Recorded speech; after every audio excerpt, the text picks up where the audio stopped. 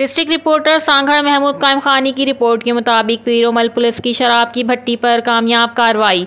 भट्टी पर छापे में 12,000 लीटर तैयार शराब कब्जे में ले ली गई। एसएसपी सांगड़ कैप्टन सद्दाम हुसैन की हिदायत पर मंशियात फरोशों के खिलाफ मुसलसल कार्रवाइयां जारी हैं। एसडीपीओ खिप्रो अब्दुलसत्तार राजन की सरबराही में पीरोमल पुलिस ने गोटकेही वसान में देसी वर शराब कशीद करने वाली एक बड़ी भट्टी पर छापे में एक मुलजिम विक्की भाट को गिरफ्तार करके 12,000 लीटर तैयार शराब बरामद की गई, जबकि इसके 3 साथी फरार होने में कामयाब हो गए, जिनकी गिरफ्तारी के लिए कोशिशें जारी हैं।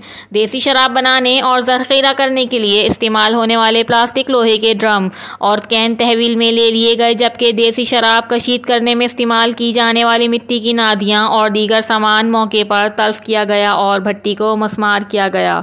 रिपोर्टर महमूद कायम खानी, सांगड़, CCN न्यूज़।